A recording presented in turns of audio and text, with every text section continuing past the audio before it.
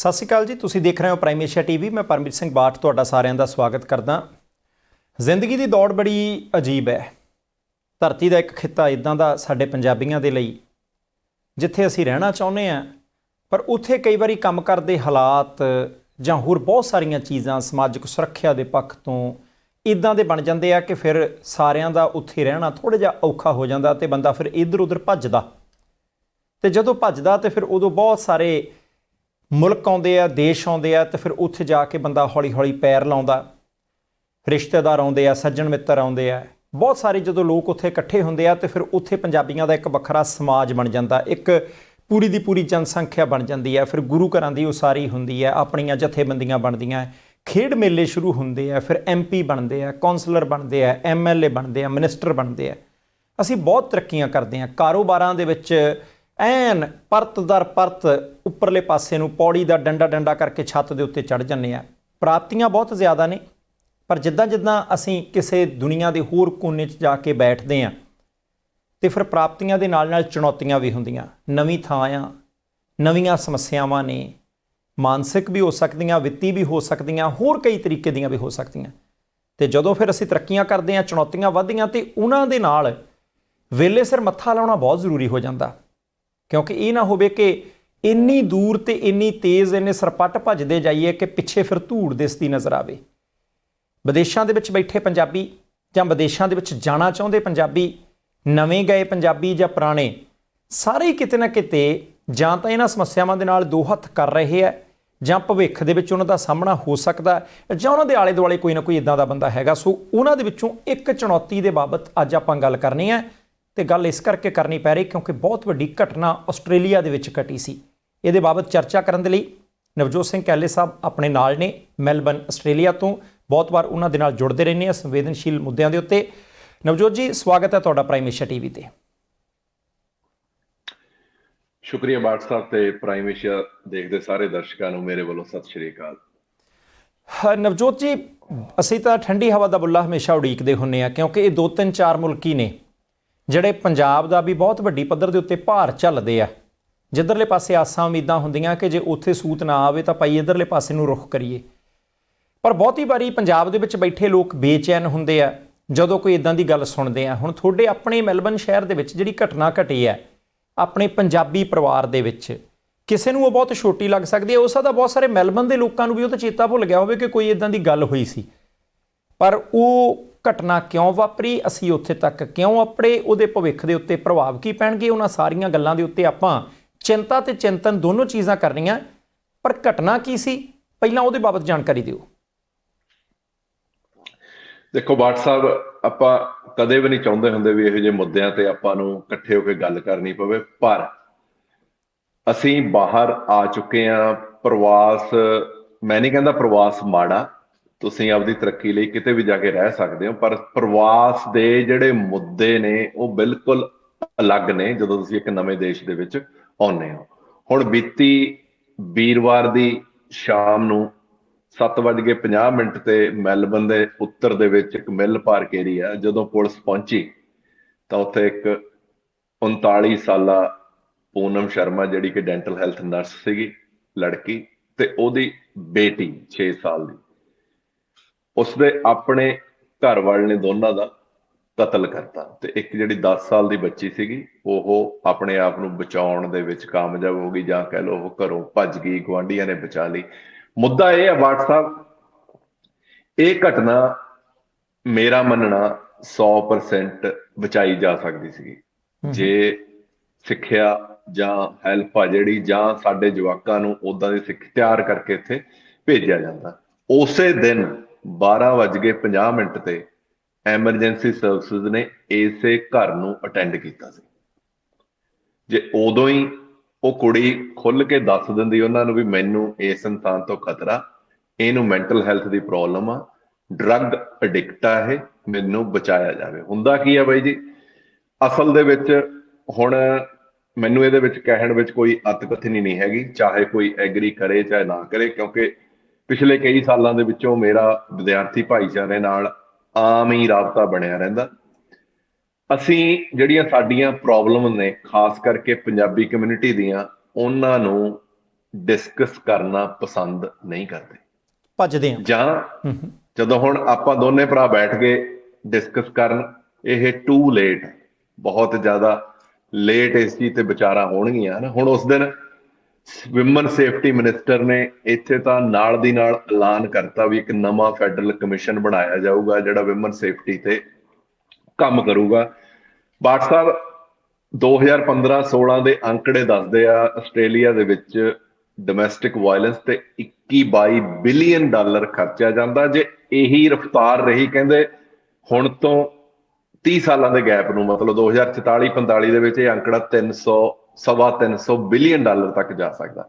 ਮੈਂ ਇਹ ਨਹੀਂ ਕਹਿੰਦਾ ਵੀ ਡੋਮੈਸਟਿਕ ਵਾਇਲੈਂਸ ਕੱਲੀ ਪੰਜਾਬੀ ਕਮਿਊਨਿਟੀ 'ਚ ਹੁੰਦੀ ਹੈ, ਇਹਦੀ ਰਫਤਾਰ ਦੂਜੀਆਂ ਕਮਿਊਨਿਟੀਜ਼ ਦੇ ਵਿੱਚ ਵੀ ਇਸੇ ਰੇਟ ਤੇ ਵੱਧ ਰਹੀ ਹੈ। ਮੈਂ ਇਹ ਵੀ ਨਹੀਂ ਕਹਿੰਦਾ ਵੀ ਜਿਹੜੀ ਡੋਮੈਸਟਿਕ ਵਾਇਲੈਂਸ ਆ ਕੱਲੀ ਔਰਤ ਦੇ ਅਗੇਂਸਟ ਹੁੰਦੀ ਹੈ, ਜਿਹੜੇ ਮੇਲ ਨੇ ਉਹਨਾਂ ਤੇ ਵੀ ਹੁੰਦੀ ਆ। ਪਰ ਜਿਹੜੇ ਅੰਕੜੇ ਨੇ ਉਹ ਇਹ ਕਹਿੰਦੇ ਆ ਜੇ 4 ਕੇਸ ਹੁੰਦੇ ਨੇ, 4 ਦੇ ਵਿੱਚੋਂ 3 ਦੇ ਵਿੱਚ ਜਿਹੜੀ ਔਰਤ ਆ ਉਹ ਵਿਕਟਿਮ ਹੁੰਦੀ ਆ, 1 ਮੇਲ ਵਿਕਟਿਮ ਹੁੰਦਾ। ਹੁਣ ਇੱਥੇ ਜਿਹੜੀ ਸਾਡੀ ਕਮਿਊਨਿਟੀ ਦੇ ਮੁੱਦੇ ਆ ਬਾਟ ਸਾਹਿਬ, ਉਹ ਬਿਲਕੁਲ ਅਲੱਗ ਨੇ। ਕਾਰਨ ਨੇ ਜਿਹੜੇ ਉਹ ਦੂਜੀਆਂ ਕਮਿਊਨਿਟੀਜ਼ ਨਾਲੋਂ ਅਲੱਗ ਨੇ। ਇਸ ਵੇਲੇ ਜਿਹੜਾ ਪਿਛਲੇ 5-4 ਸਾਲਾਂ ਤੋਂ ਮੈਂ ਬੜੇ ਪ੍ਰੋਗਰਾਮਾਂ ਤੇ ਪਹਿਲਾਂ ਵੀ ਕਹਿ ਚੁੱਕਿਆ, ਸੈਮੀਨਾਰ ਵੀ ਹੋ ਚੁੱਕੇ ਆ, ਜਿਹੜੀ ਮੈਨੂੰ ਘਾਟ ਮਹਿਸੂਸ ਹੁੰਦੀ ਹੈ ਜੀ, ਉਹਦੇ ਵਿੱਚ ਪਹਿਲਾ ਵੱਡਾ ਕਾਰਨ ਇਹ ਦੇਖ ਕੇ ਆਇਆ ਜਿਹੜੇ ਆਈਲੈਟਸ ਦੇ ਸਰਟੀਫਿਕੇਟ ਨੂੰ ਦੇਖ ਕੇ ਵਿਆਹ ਹੁੰਦੇ ਜੀ। ਉਹ ਦੂਜਾ ਉਮਰ ਤੋਂ ਪਹਿਲਾਂ ਵਿਆਹ ਹੋਣੇ, ਤੇ ਤੀਜਾ ਵੱਡਾ ਮੁੱਦਾ ਸ਼ਰਾਬ ਦਾ ਜੀ। ਇਹ 3 ਚੀਜ਼ਾਂ ਉਹ ਨੇ ਜਿਹੜੀਆਂ ਇਸ ਵੇਲੇ ਸਾਡੀ ਕਮਿਊਨਿਟੀ ਨੂੰ ਘੁਣ ਬਣ ਕੇ ਖਾ ਰਹੀਆਂ ਨੇ, ਤੇ ਘੁਣ ਲੱਗ ਚੁੱਕਿਆ। ਜਿਵੇਂ ਮੈਂ ਤੁਹਾਨੂੰ ਪਹਿਲਾਂ ਕਹਿ ਕੇ ਹਟਿਆ ਵੀ ਜਿਹੜੀ ਚਗਾਠ ਆ ਉਹਨੂੰ ਸਿਉਂਕ ਲੱਗ ਚੁੱਕੀ ਹੈ ਜੀ, ਉਹ ਦਰਵਾਜ਼ੇ ਲਾਉਣ ਦੇ ਲਾਇਕ ਨਹੀਂ ਰਹੀ। ਆਪਣਾ ਤਾਂ ਮਸਲਾ ਇਹ ਆ ਜਿਹੜਾ ਨਵਾਂ ਘਰ ਬਣਾਉਣਾ ਉਹਦੀਆਂ ਚਗਾਠਾਂ ਵਧੀਆ ਲਾ ਲਈਏ ਹੈ ਨਾ। ਹੁਣ ਇੰਡੀਆ ਤੋਂ ਸਾਰੇ ਇੱਥੇ ਆਉਣਾ ਚਾਹੁੰਦੇ ਆ ਜੀ। ਇੱਥੇ ਆ ਕੇ ਜਿਹੜੀ ਘਾਟ ਆ ਉਹ ਇਹ ਆ, ਅਸੀਂ ਜਵਾਕਾਂ ਨੂੰ ਤਿਆਰ ਕਰਕੇ ਨਹੀਂ ਇੱਥੇ ਪਹੁੰਚਾਉਂਦੇ। ਦੂਜਾ, ਜਦੋਂ ਵਿਆਹ ਹੁੰਦੇ ਨੇ ਉਹਨਾਂ ਦੇ ਵਿੱਚ ਮਿਸਮੈਚਿੰਗ ਬਹੁਤ ਵੱਡੇ ਪੱਧਰ ਦੀ ਹੁੰਦੀ ਹੈ। ਇਸ ਵੇਲੇ ਇਹ ਵੀ ਕੋਈ ਅੱਤਕਥਨੀ ਨਹੀਂ ਵੀ ਪੰਜਾਬ ਦੇ ਵਿੱਚ ਜਿਹੜੇ ਮੁੰਡੇ ਨੇ ਉਹਨਾਂ ਦਾ ਪੜ੍ਹਾਈ 'ਚ ਰੁਝਾਨ ਘਟਿਆ ਹੋਇਆ। ਉਹਨਾਂ ਨੂੰ ਇਹ ਲੱਗਦਾ ਵੀ ਕੁੜੀ ਲੱਭੀਏ ਜਿਹਦੇ ਆਈਲੈਟਸ 'ਚੋਂ 5.5 6.5 ਬੈਂਡ ਹੋਣ, ਉਹਦੇ ਨਾਲ ਵਿਆਹ ਕਰਾ ਕੇ ਅਸੀਂ ਬਾਹਰ ਚਲੇ ਜਾਈਏ। ਹੁਣ ਇੱਥੇ ਇੱਕ ਹੋਰ ਰੀਜ਼ਨ ਆ ਬਾਟ ਸਾਹਿਬ ਜੀ। ਪਹਿਲਾਂ ਤਾਂ ਪੰਜਾਬ ਦੇ ਵਿੱਚ ਹੀ ਜਦੋਂ ਇਦਾਂ ਦਾ ਰਿਸ਼ਤਾ ਬਣਦਾ, ਉਹਨਾਂ ਦੀ ਐਜੂਕੇਸ਼ਨ ਦੇ ਵਿੱਚ ਬਹੁਤ ਜ਼ਿਆਦਾ ਫਰਕ ਹੁੰਦਾ, ਕਿਉਂਕਿ ਕੁਛ ਵੀ ਨਹੀਂ ਦੇਖਿਆ ਜਾਂਦਾ, ਕੋਈ ਬੈਕਗਰਾਊਂਡ ਨਹੀਂ ਦੇਖੀ ਜਾਂਦੀ, ਕੋਈ ਨੇਚਰ ਨਹੀਂ ਦੇਖੀ ਜਾਂਦੀ, ਵਿਆਹ ਕਰ ਦਿੱਤਾ ਜਾਂਦਾ। ਜ਼ਿਆਦਾਤਰ ਕੇਸਿਸ ਦੇ ਵਿੱਚ ਉਹ ਜਿਹੜੀ ਕੁੜੀ ਆ ਉਹ ਇਹ ਕਰਾਉਣਾ ਨਹੀਂ ਚਾਹੁੰਦੀ ਹੁੰਦੀ, ਪਰ ਉਹਦੇ ਮਾਪਿਆਂ ਵੱਲੋਂ ਜਾਂ ਆਲੇ ਦੁਆਲੇ ਵੱਲੋਂ ਤੇ ਪ੍ਰੈਸ਼ਰ ਪਾ ਦਿੱਤਾ ਜਾਂਦਾ ਵੀ ਸਾਡੇ ਕੋਲੇ ਪੈਸੇ ਨਹੀਂ, ਮੁੰਡੇ ਵਾਲੇ ਪੈਸੇ ਲਾ ਦੇਣਗੇ, ਅਸੀਂ ਬਾਹਰ ਤੈਨੂੰ ਭੇਜ ਦੇਣਾ। ਹੁਣ ਇਹਦੇ ਵਿੱਚ ਕੁੜੀਆਂ ਦਾ ਕਸੂਰ ਨਹੀਂ। ਉਸ ਤੋਂ ਬਾਅਦ ਜਦੋਂ ਕੁੜੀ ਇੱਥੇ ਪਹੁੰਚ ਜਾਂਦੀ ਹੈ, ਜ਼ਿਆਦਾਤਰ ਕੇਸਿਸ 'ਚ ਪਹਿਲਾਂ ਕੁੜੀ ਇੱਥੇ ਇਕੱਲੀ ਆਉਂਦੀ ਹੈ, ਜਿਹੜਾ ਲੜਕਾ ਜਾਂ ਜਿਹੜਾ ਦੂਜਾ ਪਾਰਟਨਰ ਕਹਿ ਸਕਦੇ ਆਪਾਂ ਉਹ ਭਾਰਤ ਦੇ ਵਿੱਚ ਹੀ ਹੁੰਦਾ। ਇੱਕ ਤਾਂ ਪਹਿਲਾਂ ਥਿੰਕਿੰਗ ਦਾ ਫਰਕ ਜੀ, ਪੜ੍ਹਾਈ ਲਿਖਾਈ ਦਾ। ਦੂਜਾ, ਪਿੰਡ 'ਚੋਂ ਚੱਕ ਕੇ ਇੱਕ ਜਵਾਕ ਪਹਿਲਾਂ ਹੀ ਇੱਥੇ ਆ ਗਿਆ, ਉਹਦੀ ਇੰਗਲਿਸ਼ ਵੀ ਠੀਕ ਆ, ਉਹਨੇ 2 ਸਾਲਾਂ ਦੇ ਵਿੱਚ ਹੁਣ ਦੇਖੋ 50 ਤੋਂ 90-95 ਤੇ ਚਲਾ ਜਾਣਾ ਅਪਗ੍ਰੇਡ ਕਰਕੇ। ਜਿਹੜਾ ਉਹਦਾ ਦੂਜਾ ਪਾਰਟਨਰ ਉਹ ਹਜੇ ਭਾਰਤ ਦੇ ਵਿੱਚ ਹੀ ਹੈ। ਫਿਰ ਉਹ ਜਿਹੜੀ ਕੁੜੀ ਇੱਥੇ ਆਉਂਦੀ ਹੈ ਉਹਦੀ ਉਮਰ ਜ਼ਿਆਦਾਤਰ ਕੇਸਿਸ ਦੇ ਵਿੱਚ 18-19 ਸਾਲ ਹੁੰਦੀ ਹੈ। ਤੇ ਇਹ ਵੀ ਅੰਕੜੇ ਨੇ ਬਾਟ ਸਾਹਿਬ, ਜ਼ਿਆਦਾਤਰ ਇਹ ਕੇਸ 18 ਤੋਂ ਲੈ ਕੇ 34 ਸਾਲ ਦੀ ਉਮਰ ਦੇ ਵਿੱਚ ਵਾਪਰਦੇ ਆ। ਜਿਹੜਾ ਵਿਕਟਮ ਉਹਦੀ ਏਜ ਇਹ ਹੁੰਦੀ ਹੈ, ਠੀਕ ਹੈ। ਤੇ ਉਹਨੂੰ ਰੋਕਿਆ ਨਹੀਂ ਜਾਂਦਾ, ਉਹ ਮਸਲਾ ਵੱਧ ਜਾਂਦਾ। ਮੁੜ ਕੇ ਪੂਨਮ ਸ਼ਰਮਾ ਵਰਗੀ ਜਿਵੇਂ ਸਾਡੀ ਭੈਣ ਨੇ ਜਾਨ ਖੋਲੀ, ਉਹ ਸਹਿ ਕੇ ਹਾਦਸਾ ਇੱਥੇ ਤੱਕ ਵੱਧ ਜਾਂਦਾ, ਠੀਕ ਹੈ। ਹੁਣ ਜਦੋਂ ਇੱਥੇ ਆਉਂਦੇ ਆ, ਉੱਥੇ ਦੇ ਜਿਹੜੇ ਮਾਪੇ ਨੇ, ਕੁੜੀ ਦੇ ਮਾਪੇ ਵੀ ਤੇ ਜਿਹਦੇ ਨਾਲ ਮੈਰਿਜ ਹੋਈ ਆ ਉਹ ਵੀ, ਉਲਟਾ ਸਪੋਰਟ ਦੇਣ ਦੀ ਬਜਾਏ ਕੁਛ ਟਾਈਮ ਬਾਅਦ ਇੱਕ ਪ੍ਰੈਸ਼ਰ ਇਹ ਕਰ ਦਿੱਤਾ ਜਾਂਦਾ ਵੀ ਤੈਨੂੰ ਅਸੀਂ ਪੈਸੇ ਕਿੱਥੋਂ ਭੇਜ ਦਈਏ, ਤੂੰ ਸਾਡੇ ਮੁੰਡੇ ਨੂੰ ਨਹੀਂ ਬੁਲਾਉਂਦੀ, ਠੀਕ ਹੈ। ਇਹੋ ਜਿਹੀਆਂ ਚੀਜ਼ਾਂ ਸਟਾਰਟ ਹੋ ਜਾਂਦੀਆਂ ਨੇ। ਉਹ ਤੋਂ ਇਹ ਵੀ ਐਕਸਪੈਕਟ ਕੀਤਾ ਜਾਂਦਾ ਵੀ 10 ਘੰਟੇ ਸ਼ਿਫਟ ਲਾ ਕੇ ਤੂੰ ਸਾਨੂੰ ਫੋਨ ਵੀ ਰੋਜ਼ ਕਰਨਾ ਜੀ, 4-4 5-5 ਘੰਟੇ ਮੁੰਡੇ ਨੇ ਵੀ ਫੋਨ ਤੇ ਲਵਾਉਣੇ। ਮਸਲਾ ਦੂਜੀ ਘਾਟ, ਇੱਕ ਪ੍ਰਦੇਸ਼ਾਂ ਦੇ ਵਿੱਚ ਇਹ ਵੀ ਕੋਈ ਅੱਤਕਥਨੀ ਨਹੀਂ ਹੈਗੀ ਕਹਿਣ ਦੇ ਵਿੱਚ, ਜਿਹੜੇ ਪੱਕੇ ਬਸ਼ਿੰਦੇ ਨੇ ਇੱਥੇ ਮੇਰੇ ਵਰਗੇ, ਜਿਹੜੇ ਸਿਟੀਜ਼ਨ ਹੋ ਚੁੱਕੇ ਆ ਜਾਂ ਪਰਮਾਨੈਂਟ ਰੈਜ਼ੀਡੈਂਟ ਆ, ਤੇ ਜਿਹੜੇ ਨਵੇਂ ਸਟੂਡੈਂਟ ਆਉਂਦੇ ਇਹਨਾਂ ਦੇ ਵਿੱਚ ਪਾੜਾ ਵੀ ਹੈਗਾ। ਉਹਨਾਂ ਨੂੰ ਘੁਲਣ ਮਿਲਣ ਦੇ ਵਿੱਚ ਦਿੱਕਤ ਆਉਂਦੀ ਹੈ। ਮਤਲਬ ਕਿ ਜਿਹੜਾ ਕਨਸੈਪਟ ਸੱਥ ਵਾਲਾ, ਆਪਣੇ ਆਲੇ ਦੁਆਲੇ ਬੈਠ ਕੇ ਮਹਿਫਲ ਦੇ ਵਿੱਚ ਅਸਾਰੂ ਗੱਲਾਂ ਕਰਨ ਦਾ, ਜਿਹੜੇ ਇੱਥੇ ਪਹਿਲਾਂ ਤੋਂ ਸਥਾਪਿਤ ਆਪਣੀ ਵਸੋਂ ਇੱਥੇ ਆਲਰੇਡੀ ਹੈਗੀ ਆ ਉਹਨਾਂ ਦਾ, ਸਟੂਡੈਂਟਸ ਦੇ ਨਾਲ। ਦੂਜੀ ਚੀਜ਼, ਜੁਆਇੰਟ ਫੈਮਿਲੀ ਵਾਲਾ ਕੰਸੈਪਟ ਹੁਣ ਇੱਥੇ ਹੈ ਨਹੀਂਗਾ ਜੀ। ਤੁਹਾਡਾ ਕੋਈ ਵੱਡਾ ਇੱਥੇ ਆ ਕੇ ਰੋਕਣ ਵਾਲਾ ਤੁਹਾਨੂੰ ਹੈ ਨਹੀਂਗਾ। ਇਸ ਕਰਕੇ ਜਿਹੜਾ ਹਾਦਸਾ ਸ਼ੁਰੂ ਦੇ ਵਿੱਚ ਥੋੜੀ ਜਿਹੀ ਗੱਲਬਾਤ ਤੇ ਸੁਲਝਾਇਆ ਜਾ ਸਕਦਾ, ਕੁੜੀ ਨੂੰ ਕਿਹਾ ਜਾਂਦਾ ਵੀ ਨਹੀਂ ਨਹੀਂ ਤੂੰ ਗੱਲ ਨੂੰ ਘਰੇ ਹੀ ਰੱਖ ਲਾ, ਹੋ ਜੂ ਠੀਕ। ਜਾਂ ਅਕਸਰ ਹੀ ਸੁਣਿਆ ਜਾਂਦਾ ਜੇ ਮੁੰਡਾ ਨਸ਼ਾ ਕਰਦਾ ਜੀ ਇਹਨੂੰ ਵਿਆਹ ਦੋ, ਉਹ ਹੱਲ ਨਹੀਂ ਹੈਗਾ। ਹੁਣ ਜਦੋਂ ਬਾਟ ਸਾਹਿਬ ਇੱਥੇ ਆਉਂਦੇ ਆ, ਥੋੜੇ ਚਿਰ ਬਾਅਦ ਹਸਬੈਂਡ ਵਾਈਫ ਨੇ ਉਹਨਾਂ ਦੇ ਪੈਰ ਲੱਗ ਜਾਂਦੇ ਆ, ਫਿਰ ਇਹਨਾਂ ਮੁਲਕਾਂ ਦੇ ਵਿੱਚ ਪੈਸੇ ਵੀ ਚੰਗੇ ਬਣਦੇ ਆ ਜੀ। ਇੱਕ ਕਾਰਨ ਇਹ ਵੀ ਹੈਗਾ, ਜਦੋਂ ਪੈਸਾ ਆਉਂਦਾ ਤੇ ਨਾਲ ਜਿਹੜੇ ਐਬ ਨੇ, ਜਿਹੜੇ ਅਕਸਰ ਹੀ ਇੱਥੇ ਦੇਖੇ ਜਾਂਦੇ ਆ, ਜਿਹੜੇ ਵੈਸਟਰਨ ਮੁਲਕਾਂ ਦੇ, ਪੱਛਮੀ ਮੁਲਕਾਂ ਦੇ ਆਪਾਂ ਕਹਿੰਦੇ ਆ ਵੀ ਇੱਥੇ ਐਬ ਹੈਗੇ ਨੇ, ਉਹ ਵੀ ਘੇਰਦੇ ਆ। ਉੱਥੋਂ ਤਾਂ ਆਪਾਂ ਆਏ ਹੁੰਦੇ ਆ ਪਿੰਡਾਂ ਦੇ ਵਿੱਚੋਂ, ਇੱਥੇ ਆ ਕੇ ਇੱਕ ਮੈਟਰੋਪੋਲੀਟਨ ਸ਼ਹਿਰ ਦੇ ਵਿੱਚ ਸਾਨੂੰ ਐਂ ਲੱਗਦਾ ਵੀ ਕਲੱਬ ਦੇ ਵਿੱਚ ਜੇ ਸਾਡੇ ਗਲਾਸ ਖੜਕਦੇ ਨੇ ਤੇ ਸੋਸ਼ਲ ਮੀਡੀਆ ਤੇ ਪੈਂਦੇ ਆ, ਖਾਨੀ ਇਹੀ ਚੀਜ਼ਾਂ ਲੋਕ ਦੇਖਦੇ ਆ ਜੀ। ਫਿਰ ਉਹ ਗਲਾਸ ਖੜਕਾਉਣ ਵੇਲੇ ਜਿਹੜੀਆਂ ਸਾਡੀਆਂ ਭੈਣਾਂ ਨੇ, ਸਾਰੀਆਂ ਨਹੀਂ, ਉਹ ਵੀ ਘੱਟ ਨੇ, ਉਹ ਵੀ ਨਾਲ ਹੀ ਖੜਕਾਉਣ ਲੱਗ ਜਾਂਦੀਆਂ ਨੇ। ਹੁਣ ਤੁਸੀਂ ਸੋਚ ਕੇ ਦੇਖੋ ਉਹਨਾਂ ਦੇ ਜਿਹੜੇ ਛੋਟੇ ਛੋਟੇ ਬੱਚੇ ਨੇ ਉਹਨਾਂ ਤੇ ਕੀ ਅਸਰ ਪੈਂਦਾ ਹੋਊਗਾ। ਡਰੱਗ ਐਡਿਕਸ਼ਨ ਸਟਾਰਟ ਹੋ ਜਾਂਦੀ ਆ, ਫਿਰ ਵਰਕ ਲਾਈਫ ਫੈਮਿਲੀ ਬੈਲੈਂਸ ਆ ਜਿਹੜਾ ਉਹ ਨਹੀਂ ਰਹਿੰਦਾ ਹੈਗਾ। ਅਲਟੀਮੇਟਲੀ ਜਿਹੜੀ ਚੀਜ਼, ਜਿਹੜੀ ਹੁਣ ਪੂਨਮ ਸ਼ਰਮਾ ਭੈਣ ਦੀ, ਜਿਹਦੀ ਵਿਚਾਰੀ ਜਾਨ ਤੋਂ ਹੱਥ ਧੋਲੀ, ਜਾਂ ਇੱਕ ਛੋਟੀ ਬੱਚੀ ਚਲੇਗੀ, ਜਾਂ ਜਿਹੜੀ 10 ਸਾਲਾ ਬੱਚੀ ਬਚੀ ਆ, ਉਹਦੇ ਤੇ ਸੋਚ ਕੇ ਦੇਖੋ, ਜਿਹਨੇ ਆਪਣੀ ਮਾਂ ਤੇ ਭੈਣ ਨੂੰ ਆਪਣੇ ਪਿਓ ਦੇ ਹੱਥੋਂ ਕਤਲ ਹੁੰਦੇ ਦੇਖਿਆ, ਉਹਦੀ ਰਹਿੰਦੀ ਜ਼ਿੰਦਗੀ ਕਿੱਦਾਂ ਦੀ ਹੋਊਗੀ। ਠੀਕ ਹੈ, ਇਹ ਜੇ 8-10 ਸਾਲ ਪਹਿਲਾਂ ਇਹਨੂੰ ਨਜਿੱਠ ਲਿਆ ਜਾਂਦਾ ਤਾਂ ਇਹ ਮਸਲਾ ਸ਼ਾਇਦ ਇੱਥੇ ਤੱਕ ਨਾ ਪਹੁੰਚਦਾ। ਸਾਨੂੰ ਲੋੜ ਆ ਅਪਣਾਉਣ ਦੀ ਜਵਾਕਾਂ। ਨਵਜੋਤ ਜੀ, ਮੈਂ ਦੋ ਚੀਜ਼ਾਂ ਜ਼ਰੂਰ ਕਲੀਅਰ ਕਰਦਾ ਪ੍ਰਾਈਮ ਏਸ਼ੀਆ ਟੀਵੀ ਦੇ ਪਰਿਵਾਰ ਦੇ ਮੈਂਬਰਾਂ ਨੂੰ, ਕਿ ਪਹਿਲੀ ਗੱਲ ਕਿ ਅੱਜ ਦੇ ਪ੍ਰੋਗਰਾਮ ਦਾ ਮਕਸਦ, ਉਦੇਸ਼ ਜਿਹੜਾ ਉਹ ਇਹ ਹੈ ਕਿ ਜਿਹੜੀਆਂ ਇਹ ਘਟਨਾਵਾਂ ਘਟਦੀਆਂ ਉਹਨਾਂ ਨੂੰ ਰੋਕਿਆ ਕਿੱਦਾਂ ਜਾ ਸਕੇ। ਭਵਿੱਖ ਦੇ ਵਿੱਚ ਜਦੋਂ ਪ੍ਰਵਾਸ ਕਰਕੇ ਅਸੀਂ ਕਿਤੇ ਚਲੇ ਜਾਂਦੇ ਹਾਂ ਤੇ ਜੇ ਸਮੱਸਿਆ ਆਉਂਦੀ ਹੈ, ਚਾਹੇ ਮਾਨਸਿਕ ਸਮੱਸਿਆ, ਮੈਂਟਲ ਹੈਲਥ ਦੀ ਸਮੱਸਿਆ, ਚਾਹੇ ਕੋਈ ਵੀ ਹੈ, ਅਸੀਂ ਤਿਆਰ ਹੋਈਏ ਕਿ ਉਹਨੂੰ ਸੁਲਝਾਉਣਾ ਕਿੱਦਾਂ ਹੈ, ਕਿਉਂਕਿ ਜੇ ਉਲਝ ਗਏ ਤਾਂ ਫਿਰ ਇੱਦਾਂ ਦੀਆਂ ਘਟਨਾਵਾਂ ਵਾਪਰਦੀਆਂ। ਦੂਸਰਾ, ਬਹੁਤ ਸਾਰੇ ਲੋਕ ਨੇ, ਬਹੁਤ ਸਾਰੇ ਸਟੂਡੈਂਟ ਨੇ ਜਿਹੜੇ ਆਉਂਦੇ ਆ, ਵਧੀਆ ਤਰੀਕੇ ਨਾਲ ਰਹਿੰਦੇ ਆ, ਕੁੜੀਆਂ ਵੀ ਮੁੰਡੇ ਵੀ, ਪਰ ਜਦੋਂ ਇੱਕ ਵੀ ਘਟਨਾ ਘਟਦੀ ਹੈ ਤਾਂ ਬਹੁਤ ਸਾਰੇ ਲੋਕਾਂ ਨੂੰ ਫਿਰ ਬਦਨਾਮ ਕਰਨ ਦਾ ਜਿਹੜਾ ਉਹ ਮੌਕਾ ਮਿਲ ਜਾਂਦਾ, ਤੇ ਉਹ ਮੌਕਾ ਕਿਸ ਤਰੀਕੇ ਦੇਣੋਂ ਰੋਕਣਾ, ਇਸ ਪ੍ਰੋਗਰਾਮ ਦਾ ਮਕਸਦ ਉਹ ਹੈ। ਹੁਣ ਨਵਜੋਤ ਜੀ, ਇੱਕ ਗੱਲ ਜ਼ਰੂਰ ਥੋੜ੍ਹੀ ਜਿਹੀ ਸਮਝਾਉਣ ਦੀ ਖੇਚਲ ਕਰਿਓ ਕਿ ਮੰਨ ਲਓ ਕਿ ਬੱਚਾ ਬੱਚੀ ਚਲੇ ਗਏ ਆ, ਚਾਹੇ ਉਹ ਇੰਟਰਨੈਸ਼ਨਲ ਸਟੂਡੈਂਟ ਗਏ ਆ, ਚਾਹੇ ਵਰਕ ਪਰਮਿਟ ਤੇ ਗਏ ਆ, ਚਾਹੇ ਪੁਰਾਣੇ ਬੰਦੇ ਵੀ ਆ, ਹੋ ਸਕਦਾ ਬਹੁਤ ਸਾਰੇ ਪੁਰਾਣੇ ਬੰਦੇ ਵੀ ਹੋਣ। ਜੇ ਕਿਸੇ ਦੇ ਘਰ ਦੇ ਵਿੱਚ ਕੋਈ ਇਸ਼ੂ ਆਉਂਦਾ ਹੈ, ਘਰ ਨੂੰ ਬਚਾਉਣ ਦੇ ਲਈ ਕੀ ਉਹ ਗੱਲਾਂ ਦੱਬੀਆਂ ਰੱਖਣੀਆਂ ਚਾਹੀਦੀਆਂ? ਕਿਉਂਕਿ ਆਪਣੇ ਪੰਜਾਬੀਆਂ ਦਾ ਇੱਕ ਖਾਸਾ ਨਾ ਕਿ ਅਸੀਂ ਕਹਿੰਦੇ ਜੇ ਦੱਬ ਘੁੱਟ ਕੇ ਕੋਈ ਗੱਲ ਨਹੀਂ, ਉਹਨੇ ਸਮਝ ਜਾਣਾ ਹੈ ਕਿਹੜੀ ਗੱਲ ਹੈ, ਤੂੰ ਪੁੱਤ ਧੀਏ ਇੱਦਾਂ ਨਹੀਂ ਕਰਨਾ। ਜਾਂ ਫਿਰ ਇੱਥੇ ਕੋਈ ਫੈਸਿਲਿਟੀ ਹੁੰਦੀ ਹੈ ਕਿ ਜੇ ਕਿਤੇ ਮਾਰ ਕੁੱਟ ਹੁੰਦੀ ਹੈ, ਕੋਈ ਬੰਦਾ ਜ਼ਿਆਦਾ ਸ਼ਰਾਬ ਪੀਂਦਾ ਜਾਂ ਕੋਈ ਨਸ਼ੇ ਦੇ ਵਿੱਚ ਹੈ, ਤੁਹਾਨੂੰ ਖਤਰਾ ਹੈ, ਤੁਹਾਡੇ ਬੱਚਿਆਂ ਨੂੰ ਖਤਰਾ ਹੈ, ਕਿਤੇ ਉਹ ਹੈਲਪ ਲਈ ਜਾ ਸਕਦੀ ਹੈ। ਹੈਲਪ ਲੈਣ ਦਾ ਮਤਲਬ ਕਿਸੇ ਦੇ ਉੱਤੇ ਮੁਕੱਦਮਾ ਕਰਾਉਣਾ ਤਾਂ ਨਹੀਂ ਹੁੰਦਾ? ਨਹੀਂ, ਇਦਾਂ ਦੀ ਕੋਈ ਗੱਲ ਨਹੀਂ ਹੈਗੀ ਬਾਟ ਸਾਹਿਬ। ਇੱਕ ਚੀਜ਼ ਇੱਥੇ ਹੋਰ ਵੀ ਜਿਹੜਾ ਡਿਸਕਸ਼ਨ ਦਾ ਮੁੱਦਾ ਇਹ ਵੀ ਹੋਣਾ ਚਾਹੀਦਾ, 46% ਵਿਮਨ ਵਿਕਟਮ ਤੇ 68% ਜਿਹੜੇ ਮੇਲ ਵਿਕਟਮ ਨੇ, ਜਿਨ੍ਹਾਂ ਤੇ ਅਤਿਆਚਾਰ ਹੁੰਦਾ, ਉਹ ਗੱਲ ਹੀ ਨਹੀਂ ਕਿਸੇ ਨਾਲ ਸ਼ੇਅਰ ਕਰਦੇ। ਮਸਲਾ ਹੀ ਇਹ ਹੈ। ਜੇ ਸ਼ੁਰੂ ਦੇ ਵਿੱਚ ਹੁਣ ਜਿਹੜੇ ਪ੍ਰਵਾਸ ਦੇ ਮੁੱਦੇ ਨੇ, ਉਹਦੇ ਵਿੱਚ 3-4 ਕਾਰਨ ਨੇ ਜੀ। ਜ਼ਿਆਦਾਤਰ ਜਿਹੜੇ ਮੇਲ ਵਿਕਟਮ ਨੇ, ਜਦੋਂ ਕਿਸੇ ਮੇਲ ਬੰਦੇ ਦੇ ਉੱਪਰ ਅਤਿਆਚਾਰ ਹੁੰਦਾ, ਉਹਦੇ ਵਿੱਚ ਵੱਡਾ ਕਾਰਨ ਵੀਜ਼ਾ ਵਾਇਲੈਂਸ ਵੀ ਆ। ਉਹਨੂੰ ਧਮਕੀ ਦਿੱਤੀ ਜਾਂਦੀ ਹੈ, ਮੈਂ ਤੈਨੂੰ ਡਿਪੋਰਟ ਕਰਾ ਦੂੰ ਜੀ। ਇਹ ਵੀ ਨਹੀਂ ਹੋਣਾ ਚਾਹੀਦਾ। ਦੇਖੋ, ਜੇ ਆਪਣਾ ਕਿਸੇ ਦੇ ਨਾਲ ਰਿਸ਼ਤਾ ਜੁੜ ਗਿਆ ਤਾਂ ਆਪਾਂ ਉਹਨੂੰ ਪਸੰਦ ਕਰਕੇ ਰਿਸ਼ਤਾ ਕਰਾਇਆ, ਚਾਹੇ ਕਾਰਨ ਕੋਈ ਵੀ ਸੀਗਾ। ਤਾਂ ਜੇ ਇੱਕ ਬੰਦਾ ਪੜ੍ਹਾਈ ਕਰਦਾ, ਇੱਕ ਬੰਦਾ ਵੀਜ਼ੇ ਵਾਲੇ ਪਾਸਿਓਂ ਮੇਨ ਐਪਲੀਕੈਂਟ ਆ, ਤਾਂ ਦੂਜਾ ਪੈਸੇ ਕਮਾ ਕੇ ਵੀ ਲੈ ਕੇ ਆਉਂਦਾ। ਇਸ ਕਰਕੇ ਬਣਦਾ ਮਾਣ ਸਤਿਕਾਰ ਮਿਲਣਾ ਚਾਹੀਦਾ।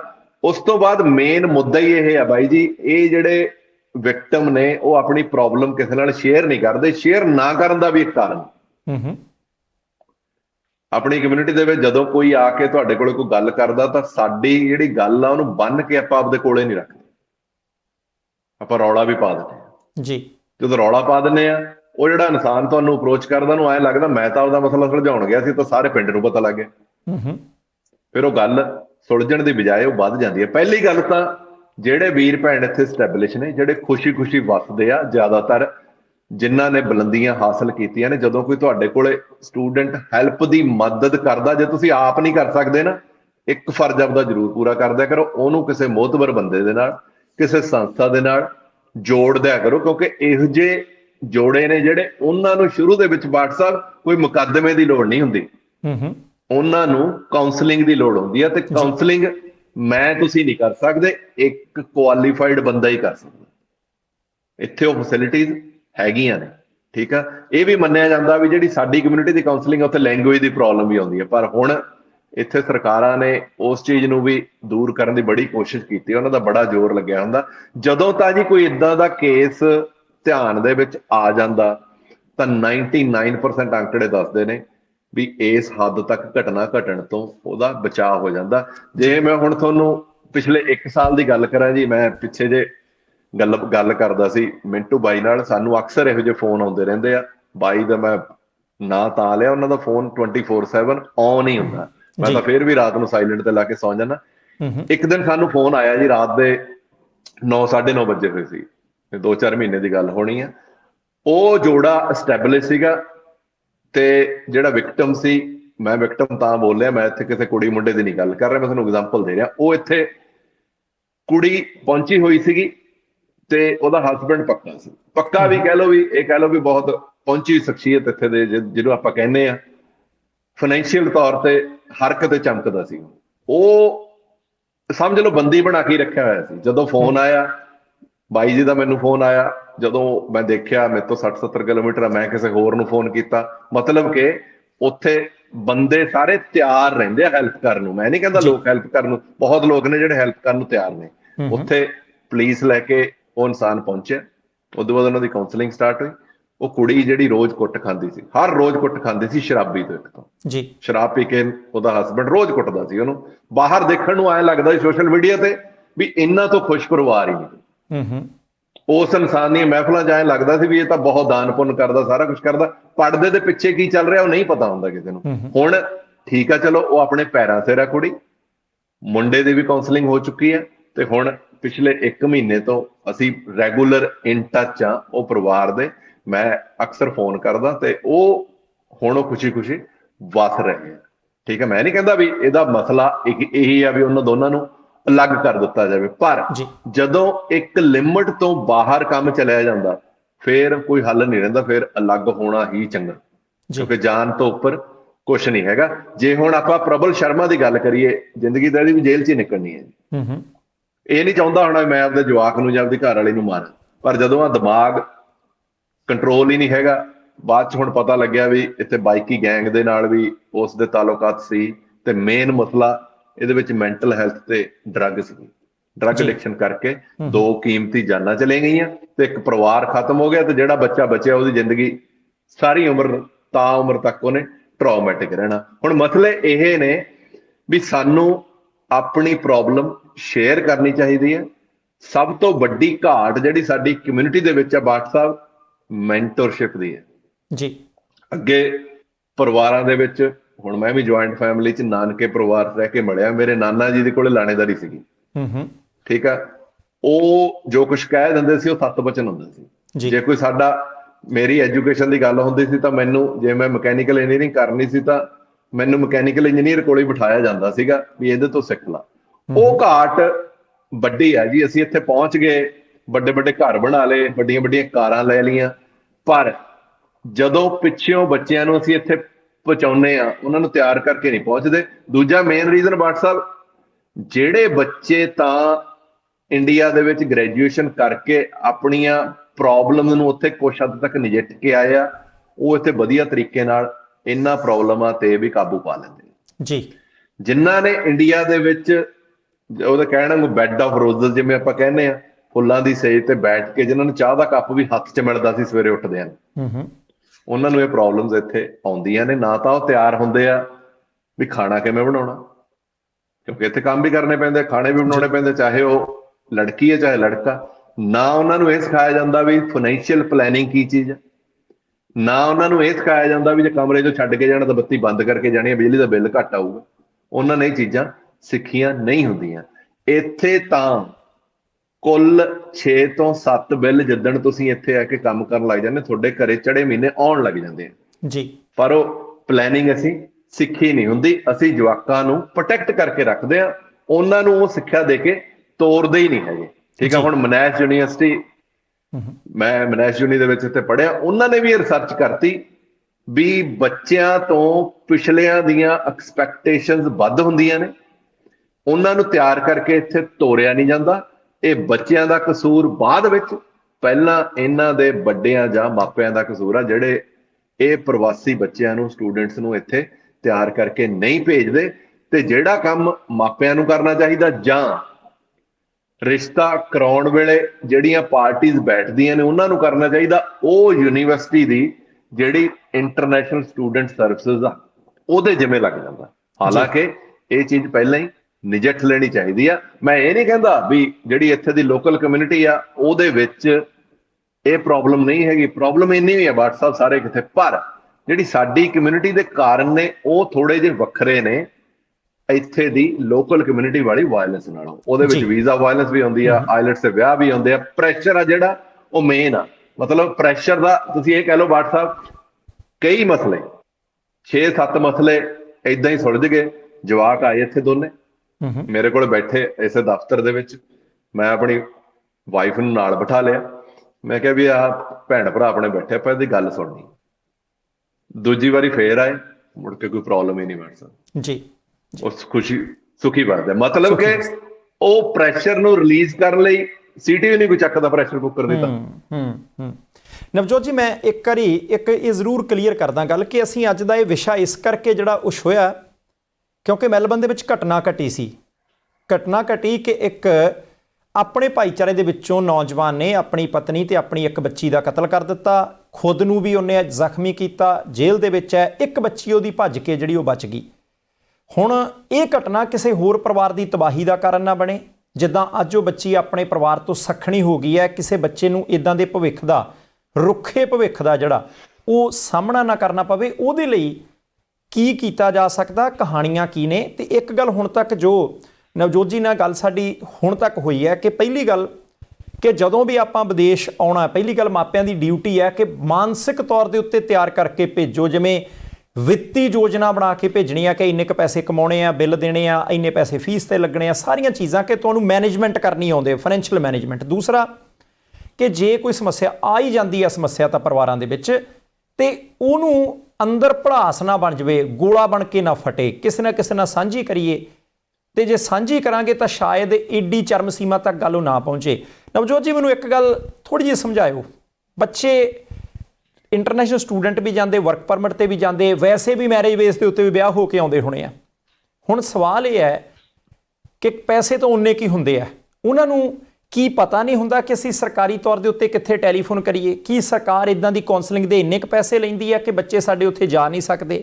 ਜੇ ਦੋਨਾਂ ਜੀਆਂ ਨੇ ਕਾਉਂਸਲਿੰਗ ਤੇ ਜਾਣਾ ਤਾਂ ਕਿ ਉਹਨਾਂ ਨੂੰ ਕੰਮ ਛੱਡ ਕੇ ਜਾਣਾ ਪਊਗਾ, ਜਾਂ ਫਿਰ ਸਵੇਰ ਸ਼ਾਮ ਦੀਆਂ ਵੀ ਸ਼ਿਫਟਾਂ ਕਿਤੇ ਇਦਾਂ ਮਿਲ ਸਕਦੀਆਂ ਕਿ ਤੁਸੀਂ ਭਾਈ ਕੰਮ ਤੋਂ ਬਾਅਦ ਆ ਜਿਓ? ਯਾਨੀ ਰਿਸਟ੍ਰਿਕਸ਼ਨ ਬਹੁਤੀਆਂ ਤਾਂ ਨਹੀਂ ਹੁੰਦੀਆਂ? ਨਹੀਂ ਬਾਈ ਜੀ, ਦੇਖੋ ਜ਼ਿਆਦਾਤਰ ਕੇਸਿਸ ਦੇ ਵਿੱਚ ਤਾਂ ਬੱਚਿਆਂ ਨੂੰ ਇਹ ਪਤਾ ਹੀ ਨਹੀਂ ਹੁੰਦਾ ਵੀ ਅਸੀਂ ਹੈਲਪ ਕਿੱਥੋਂ ਲੈਣੀ। ਜਿਹੜੀ ਸਰਕਾਰ ਵੱਲੋਂ ਤਾਂ 6-7 ਹੈਲਪਲਾਈਨਸ ਨੇ ਜੀ। ਮੈਨਸ ਹੈਲਪਲਾਈਨ ਅਲੱਗ ਆ, 1800 ਰਿਸਪੈਕਟ ਅਲੱਗ ਆ, ਰਿਲੇਸ਼ਨਸ਼ਿਪ ਆਸਟ੍ਰੇਲੀਆ ਦੀ ਅਲੱਗ ਆ। ਜੇ ਤੁਸੀਂ ਕੰਮ ਤੇ ਜਾਂਦੇ ਹੋ, EMPLOYEE ਅਸਿਸਟੈਂਟ ਪ੍ਰੋਗਰਾਮ ਦੀ ਹੈਲਪਲਾਈਨ ਅਲੱਗ ਆ, ਉਹ 24 ਘੰਟੇ 7 ਦਿਨ ਖੁੱਲੀਆਂ ਨੇ। ਜੇ ਤੁਹਾਨੂੰ ਇੰਗਲਿਸ਼ ਬੋਲਣੀ ਨਹੀਂ ਆਉਂਦੀ, ਉਹ ਤੁਹਾਨੂੰ ਇੰਟਰਪ੍ਰੀਟਰ ਪ੍ਰੋਵਾਈਡ ਕਰ ਦਿੰਦੇ ਆ, ਤੁਸੀਂ ਉੱਥੇ ਗੱਲ ਕਰ ਸਕਦੇ ਹੋ। ਪਰ ਜਿਹੜੀ ਸਾਡੀ ਕਮਿਊਨਿਟੀ ਆ ਉਹ ਚਾਹੁੰਦੀ ਆ ਵੀ ਕਿਸੇ ਸਾਡੇ ਵਰਗੇ ਬੰਦੇ ਨਾਲ ਗੱਲ ਹੋਵੇ ਜਿਹਨੂੰ ਮੇਰੇ ਕਲਚਰ ਦਾ ਪਤਾ ਹੋਵੇ। ਠੀਕ ਆ, ਫਿਰ ਉੱਥੇ ਜਿਸ ਇਨਸਾਨ ਦੇ ਨਾਲ ਉਹ ਜਵਾਕ ਜਾਂ ਕੋਈ ਵੀ ਇਨਸਾਨ ਤੁਹਾਡੇ ਨਾਲ ਜੇ ਕੋਈ ਗੱਲ ਸ਼ੇਅਰ ਕਰਦਾ, ਸਾਡਾ ਇੱਕ ਨੈਤਿਕ ਫਰਜ਼ ਆ ਵੀ ਉਹ ਗੱਲ ਸੁਣ ਕੇ ਅਸੀਂ ਆਪਣੇ ਤੱਕ ਹੀ ਰੱਖਣੀ ਆ, ਉਹ ਢੰਡੋਰਾ ਨਾ ਪਿੱਟਿਆ ਜਾਵੇ, ਤਾਂ ਕਿ ਅਗਲੀ ਵਾਰ ਉਹ ਜਵਾਕ ਕਿਸੇ ਹੋਰ ਉਦਾਂ ਦੇ ਜੋੜੇ ਨੂੰ ਜਿਹਦੀ ਪ੍ਰੋਬਲਮ ਦਾ ਤੁਸੀਂ ਹੱਲ ਕੀਤਾ ਤੁਹਾਡੇ ਕੋਲੇ ਲੈ ਕੇ ਆਉਣ ਲਈ ਹੌਸਲਾ ਕਰ ਸਕੇ। ਕਿਤੇ ਇਹ ਨਾ ਹੋਵੇ ਉਹਦੇ ਅੰਦਰ ਇਦਾਂ ਦਾ ਸੋਸ਼ਲ ਸਟਿਗਮਾ ਹੀ ਪੈਦਾ ਹੋ ਜਾਏ ਵੀ ਨਹੀਂ ਯਾਰ, ਮੈਂ ਗੱਲ ਦੱਸੀ ਸੀ, ਮੇਰੇ ਨਾਲ ਆ ਹੋਇਆ, ਸਾਰੇ ਪਿੰਡ ਨੂੰ ਪਤਾ ਲੱਗ ਗਿਆ ਹੁਣ ਆਪਾਂ ਕਿਸੇ ਨੂੰ ਹੋਰ ਇਹ ਚੀਜ਼ ਨਹੀਂ ਕਰਨੀ, ਉੱਥੇ ਨਹੀਂ ਜਾਣਾ। ਮਤਲਬ ਕਿ ਮੇਨ ਚੀਜ਼ ਤਾਂ ਸੋਸ਼ਲ ਸਟਿਗਮਾ। ਦੂਜੀ ਚੀਜ਼ ਇੱਕ ਪਿੱਛੋਂ ਦੂਜੀ ਪ੍ਰੋਬਲਮ ਇਹ ਵੀ ਆਉਂਦੀ ਆ WhatsApp, ਮਤਲਬ ਜਿਹੜੇ ਹਸਬੈਂਡ ਵਾਈਫ ਨੇ ਉਹ ਤਾਂ ਚੰਗੀ ਤਰ੍ਹਾਂ ਰਹਿ ਰਹੇ ਹੁੰਦੇ ਆ, ਠੀਕ ਆ, ਜਦੋਂ ਨਨਾਣ ਆ ਜਾਂਦੀ ਆ, ਠੀਕ ਆ, ਜਾਂ ਕੁੜੀ ਦੀ ਭੈਣ ਆ ਜਾਂਦੀ ਆ, ਜਾਂ ਕੁੜੀ ਦੇ ਮਾਪੇ ਆ ਜਾਂਦੇ ਆ, ਜਾਂ ਮੁੰਡੇ ਦੇ ਮਾਪੇ ਆ ਜਾਂਦੇ ਆ, ਫਿਰ ਐਕਸਪੈਕਟੇਸ਼ਨਸ ਹੋਰ ਵੱਧ ਜਾਂਦੀਆਂ ਨੇ, ਠੀਕ ਆ। ਇੱਥੇ ਮੈਂ ਕਹੂੰਗਾ ਸਾਡੇ ਮਾਪਿਆਂ ਦੀ ਵੀ ਘਾਟ ਆ, ਉਹਨਾਂ ਨੂੰ ਐਂ ਲੱਗਦਾ ਵੀ ਇਹ ਸਾਡੇ ਕੋਲ ਬੈਠਦੇ ਨਹੀਂ ਜਾਂ ਸ਼ੇਅਰ ਨਹੀਂ ਕਰਦੇ ਟਾਈਮ, ਠੀਕ ਆ। ਪ੍ਰੋਬਲਮ ਦੋਨੋਂ ਪਾਸੇ ਹੀ ਆ। ਫਿਰ ਐਕਸਪੈਕਟੇਸ਼ਨ ਜ਼ਿਆਦਾ ਕੀਤੀ ਜਾਂਦੀ ਹੈ ਜਵਾਕਾਂ ਤੋਂ, ਠੀਕ ਆ, ਫਿਰ ਵੀ ਰਿਸ਼ਤੇ ਖਰਾਬ ਹੋ ਜਾਂਦੇ। ਦੂਜਾ ਮੇਨ ਮੁੱਦਾ ਇਹੀ ਆ, ਜਿਹੜਾ ਵਿਕਟਮ ਹੁੰਦਾ WhatsApp ਉਹ ਆਪਣੇ ਆਪ ਨੂੰ ਆਈਸੋਲੇਟ ਕਰ ਲੈਂਦਾ, ਇਕੱਲਾ ਰਹਿਣ ਲੱਗ ਜਾਂਦਾ। ਉਹ ਪ੍ਰੋਬਲਮ ਦਾ ਹੱਲ ਉਸ ਇਨਸਾਨ ਕੋਲੇ ਨਹੀਂ ਹੁੰਦਾ, ਉਹ ਸ਼ੇਅਰ ਨਹੀਂ ਕਰਦਾ। ਤੇ ਕੋਵਿਡ ਦੇ ਦੌਰਾਨ ਜਦੋਂ ਇਹ ਕੋਵਿਡ ਚੱਲਦਾ, ਇਕੱਲੇ ਇਕੱਲੇ ਆਈਸੋਲੇਟ ਹੋਏ, ਇਹ ਸਮੱਸਿਆ ਹੋਰ ਵੱਧ ਗਈ। ਤੇ ਹੁਣ ਇੱਥੇ ਦੇ ਅੰਕੜੇ ਇਹ ਦੱਸਦੇ ਨੇ ਜੀ, ਹਰ ਹਫ਼ਤੇ ਇੱਕ ਔਰਤ ਦਾ ਕਤਲ ਹੁੰਦਾ, ਹਰ 4 ਹਫ਼ਤਿਆਂ ਬਾਅਦ ਇੱਕ ਮੇਲ ਦਾ ਕਤਲ ਹੁੰਦਾ ਡੋਮੈਸਟਿਕ ਵਾਇਲੈਂਸ ਦੇ ਦੌਰਾਨ ਆਪਣੇ ਪਾਰਟਨਰ ਤੋਂ। ਸਿਰਫ ਘਰੇਲੂ ਹਿੰਸਾ ਚ। ਇਹ ਸਿਰਫ ਮੈਂ ਗੱਲ ਕਰ ਰਿਹਾ ਜਿਹੜੀ ਇੰਟੀਮੇਟ ਪਾਰਟਨਰ, ਤੁਹਾਡਾ ਘਰ ਵਾਲਾ ਜਿਹਦੇ ਨਾਲ ਤੁਸੀਂ ਰਹਿ ਰਹੇ ਹੋ, ਜਾਂ ਘਰ ਵਾਲੀ, ਹਰ 25, 26, 29 ਦਿਨਾਂ ਬਾਅਦ ਇੱਕ ਮੇਲ ਮੈਂਬਰ ਦੀ ਡੈਥ ਹੁੰਦੀ ਹੈ, ਤੇ ਹਰ ਹਫ਼ਤੇ 7-8 ਦਿਨਾਂ ਬਾਅਦ ਇੱਕ ਔਰਤ ਦੀ ਡੈਥ ਹੁੰਦੀ ਹੈ। ਮਤਲਬ ਆਪਣੀ ਕਮਿਊਨਿਟੀ ਦੇ ਵਿੱਚ ਇਹ ਘਟਨਾਵਾਂ ਇਹ ਪਹਿਲੀ ਨਹੀਂ ਹੈਗੀ, ਮੈਂ ਆਸ ਕਰਦਾ ਇਹ ਆਖਰੀ ਹੋਵੇ। ਪਰ ਇਹ ਚੀਜ਼ਾਂ ਪਹਿਲਾਂ ਵੀ ਹੋ ਚੁੱਕੀਆਂ ਨੇ, ਤੇ ਆਉਣ ਵਾਲੇ ਸਮੇਂ ਦੇ ਵਿੱਚ ਵੀ ਸਰਕਾਰ ਦਾ ਅੰਦਾਜ਼ਾ ਇਹ ਹੈ ਵੀ ਇਹ ਰੁਕਣੀਆਂ ਨਹੀਂ ਹੈਗੀਆਂ। ਪਰ ਜਿਹੜੇ ਮੁੱਦੇ ਨੇ ਅਸੀਂ ਤਿਆਰ ਕਰ ਦਈਏ। ਸੋਸ਼ਲ ਸਟਿਗਮਾ ਜੀ, ਆਪਾਂ ਕਹਿ ਦਿੰਦੇ ਨਾ ਕਿਸੇ ਨਾਲ ਗੱਲ ਨਾ ਕਰੀ, ਠੀਕ ਹੈ। ਗੱਲ ਤੁਸੀਂ, ਤੁਹਾਡੇ ਕੋਲੇ ਇੱਕ ਭਰੋਸੇਮੰਦ, ਤੁਹਾਨੂੰ ਦਿਸ਼ਾ ਦੇਣ ਵਾਲਾ ਇਨਸਾਨ ਤੁਹਾਡੀ ਜ਼ਿੰਦਗੀ 'ਚ ਹੋਣਾ ਬਹੁਤ ਜ਼ਰੂਰੀ ਆ। ਜ਼ਰੂਰੀ ਨਹੀਂ ਉਹ ਪੜ੍ਹਿਆ ਲਿਖਿਆ ਹੋਵੇ ਜੀ, ਜ਼ਰੂਰੀ ਨਹੀਂ ਹੈਗਾ ਵੀ ਉਹ ਇੰਜੀਨੀਅਰ ਹੀ ਹੋਵੇ ਜਾਂ ਡਾਕਟਰ ਹੀ ਹੋਵੇ, ਠੀਕ ਹੈ। ਹੁਣ ਜੇ ਆਪਾਂ ਐਗਜ਼ਾਮਪਲ ਲੈ ਲਈਏ, 85% ਸ਼ਹੀਦੀਆਂ ਜਿਹੜੀਆਂ ਹੋਈਆਂ ਨੇ ਕਿਸਾਨ ਅੰਦੋਲਨ 'ਚ, ਉਹ ਅਨਪੜ੍ਹਾਂ ਦੀਆਂ ਹੋਈਆਂ, ਠੀਕ ਆ। ਉਹਨਾਂ ਨੇ ਸਰਕਾਰ ਤੋਂ ਬਿਨਾਂ ਕਿਸੇ ਸਰਕਾਰ ਦੇ ਹੁੰਦੇ ਹੋਏ ਕਾਨੂੰਨ ਤਾਂ ਵਾਪਸ ਕਰਵਾਏ, ਪਰ ਉਹਨਾਂ ਨੇ ਦੁਨੀਆ ਦੇਖੀ ਹੋਈ ਸੀ, ਠੀਕ ਆ। ਜਿਹੜੇ ਲੋਕਾਂ ਨੇ ਤੁਹਾਡੀ ਹੈਲਪ ਕਰਨੀ ਆ ਉਹ ਤੁਹਾਡੇ ਆਲੇ ਦੁਆਲੇ ਹੀ ਨੇ। ਤੁਸੀਂ ਵੀਰ ਭੈਣ ਜਿਹੜੇ ਵੀ ਮੈਨੂੰ ਸੁਣ ਰਹੇ ਆ, ਜਿਹੜਾ ਵੀ ਕੋਈ ਤੁਹਾਡੇ ਆਲੇ ਦੁਆਲੇ ਆ, ਇੱਕ ਸਾਥ ਦਾ ਕਨਸੈਪਟ ਸਟਾਰਟ ਕਰੋ। ਇੱਕ ਭਰੋਸੇਯੋਗ ਬੰਦਾ, ਉਹਦੇ ਨਾਲ ਆਪਦੀਆਂ ਪ੍ਰੋਬਲਮ ਸ਼ੇਅਰ ਕਰਿਆ ਕਰੋ। ਕੋਈ ਵੀ ਪ੍ਰੋਬਲਮ ਐਡੀ ਨਹੀਂ ਹੁੰਦੀ ਵੀ ਉਹਦਾ ਅੰਤ ਫਿਜ਼ੀਕਲ ਹਾਰਮ ਹੋਵੇ ਜਾਂ ਸਾਨੂੰ ਜਾਨ ਤੋਂ ਹੱਥ ਧੋਣੇ ਪੈ ਸਕਣ। ਉਹਦਾ ਹੱਲ ਹਰ ਇੱਕ ਪ੍ਰੋਬਲਮ ਦਾ ਹੈਗਾ। ਐਂਡ ਆਫ ਦ ਡੇ ਜੇ ਕੋਈ ਮਸਲੇ ਦਾ ਹੱਲ ਨਹੀਂ ਹੁੰਦਾ WhatsApp, ਫਿਰ ਮੈਂ ਇਹ ਕਹੂੰਗਾ ਫਿਰ ਉਹ ਦੋਨਾਂ ਇਨਸਾਨਾਂ ਨੂੰ ਅਲੱਗ ਕਰਕੇ ਉਹਨਾਂ ਦਾ ਇਲਾਜ ਹੋਣਾ ਜ਼ਰੂਰੀ ਹੈ। ਇਕੱਠੇ ਰਹਿਣ ਦੇ ਕਾਬਿਲ ਨਹੀਂ ਹੈਗੇ। ਜਿਸ ਸਟੇਜ ਤੇ ਜਾ ਕੇ ਉਸ ਇਸ਼ੂ ਦਾ ਪਤਾ ਲੱਗਦਾ, ਜੇ ਤਾਂ ਪਹਿਲਾਂ ਪਤਾ ਲੱਗ ਜੇ ਫਿਰ ਤਾਂ ਪ੍ਰੀਵੈਂਟ ਹੋ ਜੂ। ਅੰਕੜੇ ਇਹ ਕਹਿੰਦੇ ਨੇ ਵੀ ਇਹ ਸਾਰੀਆਂ ਪ੍ਰੋਬਲਮਸ ਪ੍ਰੀਵੈਂਟ ਕੀਤੀਆਂ ਜਾ ਸਕਦੀਆਂ ਨੇ ਜੇ ਰਾਈਟ ਟਾਈਮ ਤੇ ਇੰਟਰਵੈਂਸ਼ਨ ਹੋਵੇ। ਇੰਟਰਵੈਂਸ਼ਨ ਜ਼ਰੂਰੀ ਹੈ, ਮਤਲਬ ਕਿ ਤੁਹਾਡਾ ਸ਼ੇਅਰ ਕਰਨਾ ਜ਼ਰੂਰੀ ਹੈ। ਮੈਂ ਬਾਰ-ਬਾਰ ਕਹਿ ਰਿਹਾ ਵੀ ਆਪਣੀ ਗੱਲ ਆ ਜਿਹੜੀ ਸਾਂਝੀ ਕਰਿਆ ਕਰੋ। ਐਡੀ ਪ੍ਰੋਬਲਮ ਕੋਈ ਨਹੀਂ ਹੈਗੀ। ਜੇ ਕਿਸੇ ਦੀ PR ਨਹੀਂ ਹੁੰਦੀ ਕੋਈ ਚੱਕਰ ਨਹੀਂ। ਭਾਰਤ ਦੇ ਵਿੱਚ ਵੀ 150 ਕਰੋੜ ਵੱਸਦੇ ਆ, ਉਹ ਸਾਡੇ ਨਾਲ ਸੌਖੇ ਵੀ ਹੋਣਗੇ, ਖੁਸ਼ ਵੀ ਹੋਣਗੇ। ਝੁੱਗੀਆਂ ਦੇ ਵਿੱਚ ਵੀ ਲੋਕ ਖੁਸ਼ ਰਹਿ ਲੈਂਦੇ ਆ। ਪਰ ਕਿਸੇ ਡਰੱਗ ਦਾ ਸਹਾਰਾ ਲੈਣਾ, ਕਲੱਬਾਂ 'ਚ ਜਾਣਾ, ਜੂਏ ਦਾ ਸਹਾਰਾ ਲੈਣਾ, ਜਾਂ ਆਪਣੇ ਆਪ ਨੂੰ ਆਈਸੋਲੇਟ ਕਰ ਲੈਣਾ, ਕਿਸੇ ਨੂੰ ਗੱਲ ਨਾ ਦੱਸਣਾ, ਠੀਕ ਆ, ਪਰੇ ਪਰੇ ਰਹਿਣ ਲੱਗ ਜਾਣਾ, ਜਾਂ ਜੇ ਪ੍ਰੋਬਲਮ ਵੱਧ ਗਈ ਤਾਂ ਕੰਮ ਕਰਨਾ ਹੀ ਵਧਾ ਦੇਣਾ ਵੀ ਅਸੀਂ 7 ਦਿਨ ਕੰਮ ਹੀ ਕਰੀ ਜਾਵਾਂ, ਘਰੇ ਜਾਣਾ ਹੀ ਨਹੀਂ। ਇਹ ਮਸਲੇ ਦੇ ਹੱਲ ਨਹੀਂ ਹੈਗੇ। ਜਿਹੜੀ ਪ੍ਰੋਬਲਮ ਤੁਹਾਡੇ ਅੱਗੇ ਹੈਗੀ ਆ, ਜਿੰਨੀ ਛੇਤੀ ਉਹਦੇ ਨਾਲ ਮੱਥਾ ਲਾ ਲਓਗੇ, ਉਹਨੂੰ ਫੇਸ ਕਰਕੇ ਉਹਦਾ ਹੱਲ ਕਰਨ ਦੀ ਕੋਸ਼ਿਸ਼ ਕਰੋਗੇ, ਓਨੀ ਛੇਤੀ ਨੁਕਸਾਨ ਹੋਣੋਂ ਬਚ ਜੂਗਾ ਤੇ ਉਹ ਘੱਟ ਹੋਊਗਾ। ਜੀ ਨਵਜੋਤ ਜੀ, ਇੱਕ ਆਖਰੀ ਗੱਲ ਜਿਹੜੀ ਹੈ ਉਹ ਜ਼ਰੂਰ ਦੱਸਿਓ ਕਿ ਆਮ ਤੌਰ ਦੇ ਉੱਤੇ ਇੱਕ ਪਾੜਾ ਜਿਹੜਾ ਤੁਸੀਂ ਦੱਸ ਦਿੱਤਾ ਕਿ ਪੁਰਾਣਿਆਂ ਤੇ ਨਵਿਆਂ ਦੇ ਵਿੱਚ ਹੈਗਾ। ਬਹੁਤ ਸਾਰੇ ਪੁਰਾਣੇ ਨਵਿਆਂ ਦੀ ਮਦਦ ਵੀ ਕਰਦੇ ਆ, ਕੁਝ ਇੱਕ ਨਹੀਂ ਵੀ ਕਰਦੇ ਹੋਣਗੇ। ਇਸੇ ਤਰੀਕੇ ਜਿਹੜੇ ਬਹੁਤ ਸਾਰੇ ਨਵੇਂ ਬੱਚੇ ਆਉਂਦੇ ਆ, ਮਿਹਨਤੀ ਹੁੰਦੇ ਆ, ਪਰਿਵਾਰਾਂ ਦੇ ਵਿੱਚੋਂ ਆਏ ਹੁੰਦੇ ਆ, ਪਰ ਸਿਸਟਮ ਕਈ ਵਾਰੀ ਸਮਝਣ ਦੇ ਵਿੱਚ ਔਖ ਹੁੰਦੀ ਹੈ। ਕਈ ਜਿਹੜੇ ਅਥਰੇ ਵੀ ਹੁੰਦੇ ਆ, ਹਰ ਤਰ੍ਹਾਂ ਦੇ ਹੀ ਨੇ। ਹੁਣ ਇਸ ਸਥਿਤੀ ਦੇ ਵਿੱਚ ਤੁਸੀਂ ਇੱਕ ਗੱਲ ਜ਼ਰੂਰ ਜਿਹੜੀ ਹੈ ਉਹ ਕਲੀਅਰ ਕਰ ਜਿਓ ਕਿ ਜੇ ਕੋਈ ਖਾਸ ਤੌਰ ਦੇ ਉੱਤੇ ਔਰਤ ਜਿਹੜੀ ਹੈ, ਜੇ ਉਹਨੂੰ ਲੱਗਦਾ ਹੈ ਕਿ ਘਰ ਦੇ ਵਿੱਚ ਲੜਾਈ ਹੁੰਦੀ ਹੈ, ਜੇ ਉਹਨੂੰ ਐਂ ਲੱਗਦਾ ਕਿ ਮੈਂ ਕਿਸੇ ਨੂੰ ਦੱਸਿਆ ਤੇ ਉਹ ਰੌਲਾ ਪਊਗਾ, ਮੈਂ ਕਾਨੂੰਨੀ ਮਦਦ ਹੀ ਲੈ ਲੈਣੀ ਆ, ਤੇ ਉਹਦੇ ਲਈ ਕਿਹੜਾ ਨੰਬਰ ਆਸਟ੍ਰੇਲੀਆ ਦੇ ਵਿੱਚ ਜਾਂ ਮੈਲਬਨ ਦੇ ਵਿੱਚ ਡਾਇਲ ਕੀਤਾ ਜਾ ਸਕਦਾ? ਦੂਸਰੀ ਗੱਲ, ਆਮ ਹੀ ਹੁੰਦਾ ਯਾਰ ਸ਼ਰਾਬ ਹੀ ਪੀਂਦੇ ਆ, ਕਿਹੜੀ ਗੱਲ ਹੈ, ਅਸੀਂ ਵਿਰੋਧ ਨਹੀਂ ਕਰਦੇ ਪੀਓ ਜਾਂ ਨਾ ਪੀਓ, ਕਈ ਵਾਰੀ ਹੁੰਦਾ ਯਾਰ ਵੀ 2 ਪੈਗ ਲਾ ਕੇ ਘੱਟੋ ਘੱਟ ਇੱਥੇ ਘਰ 'ਚ ਚਿੜਚਿੜ ਹੋਈ ਜਾਂਦੀ ਆ, ਕੀ ਕਿਤੇ ਉਹ ਪਹਿਲਾ ਕਦਮ ਤਾਂ ਨਹੀਂ ਹੁੰਦੀ ਹੌਲੀ ਹੌਲੀ ਨਸ਼ੇ ਦੇ ਵੱਲ ਵਧਣ ਦੀ ਇਸ ਸਥਿਤੀ ਦੇ ਵਿੱਚ? ਦੇਖੋ, ਪਹਿਲੇ ਸਵਾਲ ਦਾ ਆਨਸਰ ਮੈਂ ਦੇ ਦੇਵਾਂ ਜੀ। 1800 ਰਿਸਪੈਕਟ, ਇਹਨੂੰ ਤੁਸੀਂ ਸਰਚ ਕਰ ਲਿਓ, ਉਹਦੇ ਤੇ ਤੁਸੀਂ ਕਾਲ ਕਰ ਸਕਦੇ ਹੋ, ਠੀਕ ਆ।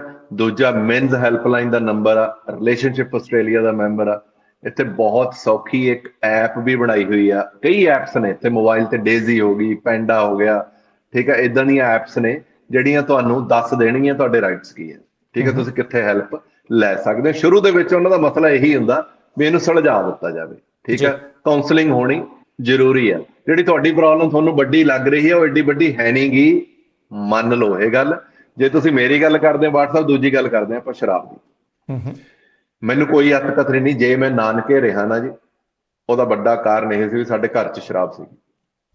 ਮੇਰੇ ਫਾਦਰ ਸਾਹਿਬ ਨੇ ਵੀ, ਉਹਨਾਂ ਨੂੰ ਵੀ ਇਹ ਲੱਤ ਲੱਗੀ ਰਹੀ ਹੈ। ਬਹੁਤ ਇੰਟੈਲੀਜੈਂਟ ਸੀਗੇ, ਪਰ ਰਾਈਟ ਟਾਈਮ ਤੇ ਇੰਟਰਵੈਂਸ਼ਨ ਨਹੀਂ ਹੋਈ। ਤਾਂ ਮਤਲਬ ਮੇਰਾ ਜ਼ੋਰ ਲਾਉਣ ਦੇ ਬਾਵਜੂਦ ਵੀ ਉਹ ਲੋੜ ਤੋਂ, ਉਮਰ ਤੋਂ ਪਹਿਲਾਂ ਚਲੇ ਗਏ, ਜਿਹੜਾ ਕਿ ਹੁਣ ਵਾਪਸ ਤਾਂ ਆ ਨਹੀਂ ਸਕਦੇ, ਠੀਕ ਆ। ਪਰ ਰਾਈਟ ਟਾਈਮ ਤੇ ਇੰਟਰਵੀਨ ਕਰਕੇ ਮੈਨੂੰ ਮੇਰੇ ਵੱਡਿਆਂ ਨੇ ਜਾਂ ਮੇਰੇ ਨਾਨਕਿਆਂ ਨੇ ਕੱਢ ਕੇ ਲੱਗ ਤੋਂ ਇੱਕ ਇਹੋ ਜਿਹੇ ਮੈਂਟਰ ਦੇ ਨਾਲ, ਮਾਸੜ ਜੀ ਮੇਰੇ ਮਕੈਨੀਕਲ ਇੰਜੀਨੀਅਰ ਸੀ, ਜਾਂ ਦੂਜੇ ਮਾਸੜ ਜੀ ਪ੍ਰੋਫੈਸਰ ਸੀਗੇ, ਉਹ ਸਾਰੇ ਮੇਰੇ ਫਾਦਰ ਸਾਹਿਬ ਨਾਲ ਹੀ ਪੜ੍ਹੇ ਹੋਏ ਸੀ। ਉਹਨਾਂ ਨੇ ਮੇਰੇ ਫਾਦਰ ਸਾਹਿਬ ਨੂੰ ਵੀ ਸਾਂਭਿਆ, ਮੈਨੂੰ ਵੀ ਸਾਂਭਿਆ। ਤੇ ਅੱਜ ਮੈਂ ਕੋਈ ਕਿਸੇ ਤੇ ਅਹਿਸਾਨ ਨਹੀਂ ਕਰ ਰਿਹਾ। ਜੇ ਕਿਸੇ ਨੂੰ ਇਹ ਲੱਗਦਾ ਵੀ ਮੈਂ ਇੱਥੇ ਪ੍ਰੀਚ ਕਰੀ ਜਾਂਦਾ ਵੀ ਅਸੀਂ ਇਹਨਾਂ ਮਸਲਿਆਂ ਤੇ ਕੰਮ ਕਰਦੇ ਆ, ਇਹ ਸਾਡੇ ਫਰਜ਼ ਨੇ ਜੀ। ਜੇ ਅਸੀਂ ਜ਼ਿੰਦਗੀ 'ਚ ਸੌਖੇ ਹੋਏ ਆ, ਸਾਨੂੰ ਕਿਸੇ ਨੇ ਕੀਤਾ। ਮੈਂ ਜੇ ਸਾਰੀ ਉਮਰ ਵੀ ਲੱਗਿਆ ਰਹਾਂ, ਜੇ WhatsApp ਆਪਾਂ ਲੱਗੇ ਰਹੀਏ, ਜਿੱਥੋਂ ਆਪਾਂ ਉੱਠ ਕੇ ਇੱਥੇ ਆਏ ਹਾਂ, ਅੱਜ ਆਪਾਂ ਗੱਲਾਂ ਕਰੀ ਜਾਂਦੇ ਦੋਨੋਂ ਜਾਣੇ, ਅਸੀਂ ਕਿਸੇ ਤੇ ਕੋਈ ਪ੍ਰੀਚ ਨਹੀਂ ਕਰ ਰਹੇ, ਨਾ ਹੀ ਅਸੀਂ ਇਸ ਚੀਜ਼ ਦੇ ਕਾਬਿਲ ਹਾਂ। ਸਾਡਾ ਅਕਲ ਦਾ ਖਾਨਾ ਬਹੁਤ ਛੋਟਾ। ਪਰ ਜਿਹੜੇ 40 ਸਾਲਾਂ ਦੇ ਵਿੱਚ ਸਾਡੇ ਤੇ ਕਿਸੇ ਨੇ ਅਹਿਸਾਨ ਕੀਤੇ, ਜਾਂ ਉਹ ਗਿੱਲ ਬਾਈ ਸੁਣਦੇ ਹੋਣਗੇ, ਜਦੋਂ ਮੈਂ ਟੈਕਸੀ ਚਲਾਉਂਦਾ ਹੁੰਦਾ ਸੀ, ਮੈਨੂੰ ਉਹਨਾਂ ਦੀ ਵਾਈਫ ਨੇ ਭੂਗਣਾ ਬਣਾ ਕੇ ਰੋਟੀ ਫੜਾਉਣ, ਲੈ ਪੁੱਤ ਖਾ ਲੀਆਂ, ਕੋਈ ਚੱਕਰ ਨਹੀਂ, ਜੇ ਕੋਈ ਲੋੜ ਹੋਈ ਤਾਂ ਮੈਨੂੰ ਦੱਸ ਦੀ। ਉਹ ਚੀਜ਼ਾਂ ਅਸੀਂ ਕਰ ਰਹੇ ਹਾਂ। ਹੁਣ ਗਿੱਲ ਬਾਈ ਨਾਲ ਤਾਂ ਗੱਲ ਹੋਈ ਨੂੰ ਮੇਰੇ 1-2 ਸਾਲ ਹੋ ਗਏ ਹੋਣੇ ਆ। ਮੈਂ ਨਾ ਉਹਨਾਂ ਦਾ ਤਾਂ ਲੈ ਰਿਹਾ, ਉਹ ਤਾਂ ਸੈੱਟ ਸੀਗੇ ਇੱਥੇ ਜਦੋਂ ਅਸੀਂ ਇਨੀਸ਼ੀਅਲੀ ਆਏ ਸੀ। ਉਹਨਾਂ ਨੇ ਆਪਦੀ ਟੈਕਸੀ ਸੈਟਰਡੇ ਰਾਤ ਦੀ ਵੀ ਮੈਨੂੰ ਫੜਾ ਦੇਣੀ, ਜਾਂ ਤੂੰ ਚਲਾਇਆ। ਉਹਨੂੰ ਪਤਾ ਹੁੰਦਾ ਸੀ ਵੀ ਜਿਹੜਾ $400 ਕਿਰਾਇਆ ਦੇਣਾ, ਜੱਜ ਸ਼ਿਫਟ ਲਾ ਲੂਗਾ, ਇਹ ਬਿੱਲ ਆ ਤੇ ਇਹ ਕਰ ਲੂ। ਉਦੋਂ ਬਾਅਦ ਗੱਲ ਇੱਥੇ ਨਹੀਂ WhatsApp ਮੁੱਕਦੀ, ਫੇਰ ਸਾਨੂੰ ਘਰੋਂ ਚੱਕ ਕੇ ਖੇਡਣ ਵੀ ਲੈ ਕੇ ਜਾਣਾ, ਗਰਾਊਂਡ 'ਚ ਵੀ ਲੈ ਕੇ ਜਾਣਾ। ਜਿਹੜੀ ਸਾਡੀ એનર્ਜੀ ਸੀ ਉਹ ਉਧਰ ਡੈਵੀਏਟ ਕੀਤੀ ਹੋਈ ਸੀਗੀ ਵੀ ਇਹਨਾਂ ਦਾ ਗਲਤ ਪਾਸੇ ਧਿਆਨ ਹੀ ਨਾ ਜਾਵੇ। ਜਿਹੜਾ ਹੁਣ ਦੂਜਾ ਤੁਸੀਂ ਸਵਾਲ ਕੀਤਾ ਸ਼ਰਾਬ ਦਾ, ਇਹ ਗੱਲ ਬਹੁਤ ਵਾਰੀ ਗੱਲ ਆਉਂਦੀ ਹੈ ਜੀ। ਬਹੁਤ ਲੋਕ ਮੈਨੂੰ ਕਹਿ ਦਿੰਦੇ ਆ ਮੈਂ ਸ਼ਰਾਬ ਨਹੀਂ ਪੀਂਦਾ, ਹਨਾ। ਉਹਦਾ ਪਹਿਲਾ ਕਾਰਨ ਤਾਂ ਇਹ ਮੇਰੀ ਸਿਹਤ ਲਈ ਠੀਕ ਨਹੀਂ ਹੈਗੀ ਜੀ, ਠੀਕ ਆ। ਜਿਹੜੀ ਚੀਜ਼ ਮੇਰਾ ਦਿਮਾਗ ਹੀ ਖਰਾਬ ਕਰਦੇ। ਦੂਜਾ, ਸਾਡੇ ਕਿਸੇ ਧਾਰਮਿਕ ਗ੍ਰੰਥ 'ਚ ਨਹੀਂ ਲਿਖਿਆ ਹੋਇਆ ਵੀ ਕੋਈ ਇਹੋ ਚੀਜ਼ ਦਾ ਸੇਵਨ ਕਰੋ ਜਿਹੜੀ ਤੁਹਾਡਾ ਦਿਮਾਗ ਕਮਾਵੇ, ਠੀਕ ਆ। ਤੀਸਰੀ ਗੱਲ, ਲੋਕ ਕਹਿੰਦੇ ਆ ਜੀ ਸੋਸ਼ਲ ਹੋਣ ਲਈ ਦਾਰੂ ਪੀਣੀ ਜ਼ਰੂਰੀ ਹੈ। ਆਹ ਇਨਸਾਨ ਜਿਹੜਾ ਤੁਹਾਡੇ ਅੱਗੇ ਬੈਠਾ 17 ਮੁਲਕਾਂ ਦੇ ਵਿੱਚ ਕੰਮ ਦੇ ਸਿਲਸਿਲੇ 'ਚ ਗੇੜੇ ਲਾ ਚੁੱਕੇ, ਗੋਰਿਆਂ ਦੇ ਵਿੱਚ ਰੋਜ਼ ਮੈਂ ਕੰਮ ਕਰਦਾ। ਪਿਛਲੇ 1 ਮਹੀਨੇ ਦੇ ਵਿੱਚ 6 ਜਾਂ 7 ਉਹ ਪਾਰਟੀਜ਼ ਅਟੈਂਡ ਕਰ ਚੁੱਕੇ ਆ। ਤੇ ਉਹਨਾਂ ਦਾ ਮੰਨਣਾ ਵੀ ਜੇ ਮੈਂ ਪਾਰਟੀ 'ਚ ਨਹੀਂ ਜਾਂਦਾ ਤਾਂ ਰੌਣਕ ਨਹੀਂ ਲੱਗਦੀ। ਇਹ ਮੈਂ ਨਹੀਂ ਕਹਿ ਰਿਹਾ, ਮੇਰੇ ਦੋਸਤ ਮਿੱਤਰ ਕਹਿੰਦੇ ਨੇ ਜਿਹੜੇ ਇੱਥੋਂ ਦੇ ਲੋਕਲ ਆ। ਤੇ ਮੈਂ ਸ਼ਰਾਬ ਨਹੀਂ ਪੀਂਦਾ, ਮੈਨੂੰ ਕਦੇ ਸੋਸ਼ਲਾਈਜ਼ ਹੋਣ ਲਈ ਲੋੜ ਨਹੀਂ ਪਈ। ਇਸ ਆਦਤ ਕਰਕੇ ਮੈਨੂੰ ਇੱਥੇ ਇਸ ਕਹਿਣ ਦੇ ਵਿੱਚ ਕੋਈ ਅਤਕਥਨੀ ਨਹੀਂ। ਮੇਰੇ ਦੋਸਤ ਵੱਧ ਹੀ ਬਣੇ ਆ, ਘਟੇ ਨਹੀਂ। ਮੈਨੂੰ ਰਿਸਪੈਕਟ ਜ਼ਿਆਦਾ ਹੀ ਮਿਲੀ ਆ। ਜੇ ਮੈਂ ਮੈਲਬਨ ਸਿਟੀ ਦੀਆਂ ਪਾਰਟੀਆਂ ਵਾਲੇ ਮੁੰਡੇ ਜਿਹੜੇ ਅਰੇਂਜ ਕਰਦੇ ਨੇ, ਮੈਨੂੰ WhatsApp ਫੋਨ ਆਉਣਗੇ, ਬਾਈ ਜੀ ਪਾਰਟੀ ਰੱਖੀ ਹੈ ਨਿਊ ਈਅਰ ਦੀ ਜਾਂ ਕ੍ਰਿਸਮਸ ਦੀ ਪਾਰਟੀ ਰੱਖੀ ਹੈ, ਤਾਂ ਮੈਂ ਉਹਨਾਂ ਨੂੰ ਜਵਾਬ ਦੇ ਦੇਣਾ, ਯਾਰ ਅਸੀਂ ਮਨਾਉਂਦੇ ਨਹੀਂ। ਮੈਂ ਫਿਰ ਕਈ ਵਾਰੀ ਮੂਹਰੋਂ ਟੋਕ ਕੇ ਨਹੀਂ ਕਹਿੰਦਾ, ਤਾਂ ਮੈਂ ਇਹ ਕਹਿ ਦਿੰਦਾ ਜੀ ਸਾਹਿਬਜ਼ਾਦੇ ਦੇ ਦਿਨ ਚੱਲਦੇ ਆ, ਮੈਨੂੰ ਲੱਗਦਾ ਸਾਨੂੰ 4 ਸਾਹਿਬਜ਼ਾਦੇ ਫਿਲਮ ਦੇਖ ਲੈਣੀ ਚਾਹੀਦੀ ਹੈ ਬੈਠ ਕੇ।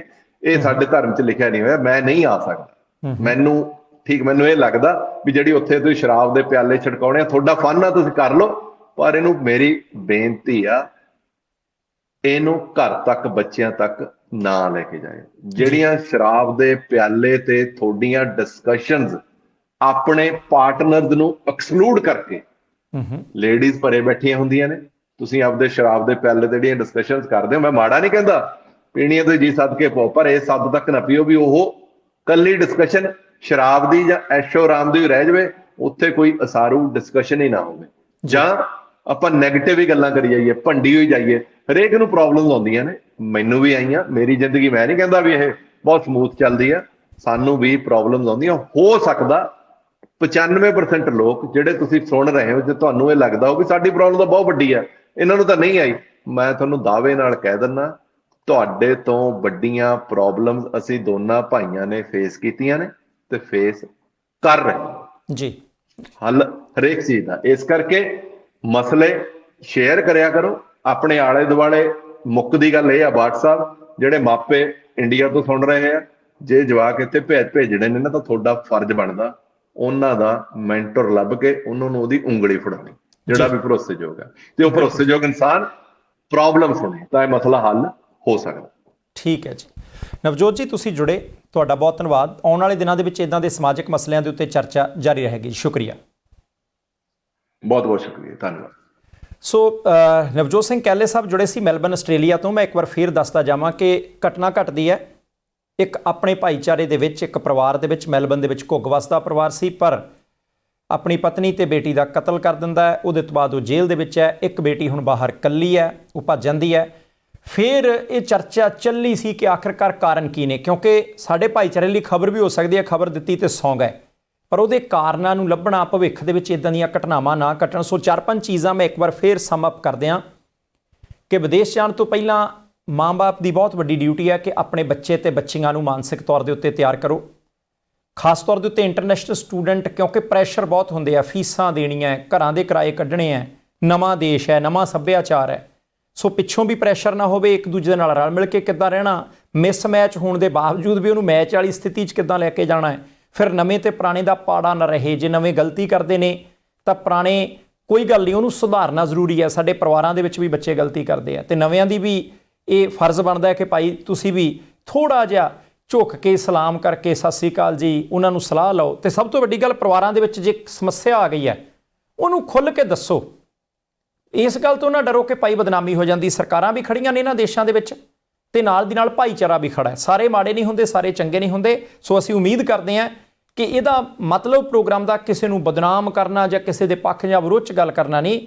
ਇਹ ਸਾਰੇ ਪਾਸੇ ਘਟਨਾਵਾਂ ਘਟ ਰਹੀਆਂ ਨੇ, ਚਾਹੇ ਅਸੀਂ ਕੈਨੇਡਾ 'ਚ ਬੈਠੇ ਹਾਂ, ਭਾਈ ਸਾਹਿਬ ਮੈਲਬਨ ਆਸਟ੍ਰੇਲੀਆ 'ਚ ਬੈਠੇ ਨੇ, ਸਾਰੇ ਪਾਸੇ ਸਮੱਸਿਆ ਹੈ, ਪਰ ਇਹ ਸਮੱਸਿਆ ਭਾਂਬੜ ਦਾ ਰੂਪ ਨਾ ਧਾਰਨ ਕਰੇ। ਇਸ ਆਸਤੇ ਉਮੀਦ ਦੇ ਵਿੱਚ ਹੋਰ ਕਿਹੜਾ ਮਸਲਾ ਜਿਹੜਾ ਤੁਹਾਨੂੰ ਲੱਗਦਾ ਕਿ ਪ੍ਰਵਾਸੀ ਪੰਜਾਬੀਆਂ ਦੇ ਸਾਹਮਣੇ ਹੈ ਤੇ ਉਹਦੇ ਤੇ ਅਸੀਂ ਡਿਸਕਸ ਜ਼ਰੂਰ ਕਰੀਏ, ਤੁਸੀਂ ਜ਼ਰੂਰ ਸਾਨੂੰ ਟਿੱਪਣੀਆਂ ਦੇ ਰੂਪ 'ਚ ਦੱਸ ਦੇਣਾ। ਪ੍ਰੋਗਰਾਮ ਠੀਕ ਲੱਗਾ ਤੁਹਾਨੂੰ ਲਾਈਕ ਸ਼ੇਅਰ ਵੀ ਕਰ ਦਿਓ। ਇੱਥੇ ਪਰਮਜੀਤ ਸਿੰਘ ਬਾਠ ਨੂੰ ਦਿਓ ਆਗਿਆ। ਦੇਖਦੇ ਰਹਿਣਾ ਪ੍ਰਾਈਮ ਏਸ਼ੀਆ TV, ਤੁਹਾਡਾ ਆਪਣਾ, ਤੁਹਾਡੇ ਲਈ।